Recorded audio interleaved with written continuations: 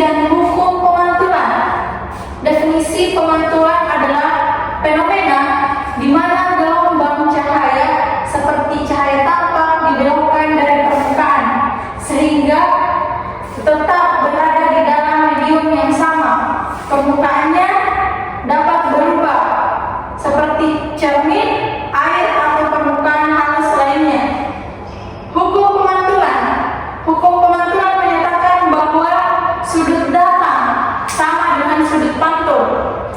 Sudut datang adalah sudut antara sinar datang dan normal permukaan, sedangkan sudut pantul adalah sudut antara sinar pantul dan normal. Selanjutnya, sudut datang dan sudut pantul. Di sini ada gambar bentuk sudut datang dan sudut pantul. Sudut datang itu sudut antara sinar cahaya datang dari garis normal pada titik tumbukan pada permukaan.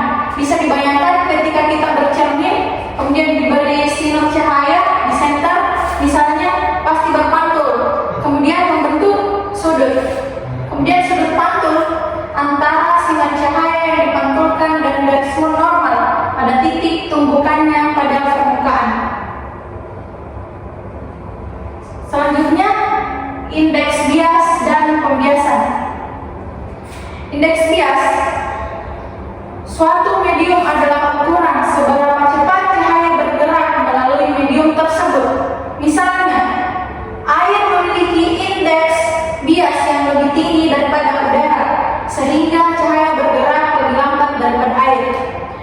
Ini berhubungan dengan hukum Snellius, di mana kalau cahaya dari langit kemudian ke air, otomatis juga akan membentuk sudut.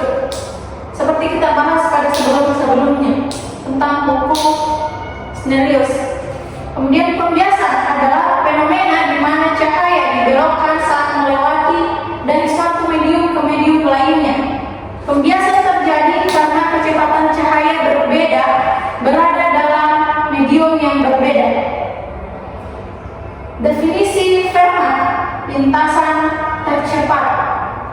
Prinsip Fermat menyatakan bahwa cahaya akan selalu mengambil jalur yang membutuhkan waktu lebih cepat untuk melakukan jalanan antara dua titik. Bisa dipahami di sini maksudnya? Bisa. Kemudian penerapannya, prinsip ini berlaku untuk baik pemantulan maupun pembiasan, membantu memahami perilaku cahaya dan menentukan jalur yang dilalui cahaya. Seperti tadi ada cermin, ada air. Kemudian penerapan prinsip Fermat dalam kehidupan, ada lensa dan ada serat optik. Kalau lensa, prinsip Fermat menjelaskan bagaimana lensa memfokuskan cahaya dengan cahaya mengikuti jalur tercepat melalui lensa untuk mencapai titik fokus. Sudah pakai pernah lensa semua kan? Sudah. Kemudian serat optik. Prinsip Fermat membantu menjelaskan bagaimana cahaya merambat melalui serat optik dengan cahaya mengikuti jalur tercepat melalui serat untuk mencapai ujung penerima. Kemudian, implikasi prinsip Fermat dalam optika. Bisa kita lihat ada teleskop dan mikroskop. Mungkin teman-teman semua sudah pernah menggunakan atau sudah pernah melihat.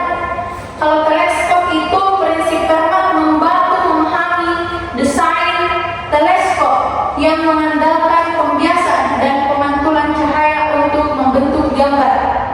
Kemudian mikroskop, prinsip Fermat juga digunakan dalam desain mikroskop, di mana pembiasan cahaya berperan penting dalam membentuk gambar yang terbesar atau diperbesar. Bagaimana teman-teman? Mungkin saya serahkan ke teman-teman dulu. Mungkin ada yang ingin ditanyakan. Saya. Ya, silakan. Baik, terima kasih atas kesempatan yang diberikan. Pertanyaan saya, mengapa cahaya membentuk lintasan melalui medium dengan indeks bias bervariasi? Itu saja pertanyaan saya. Apa tadi?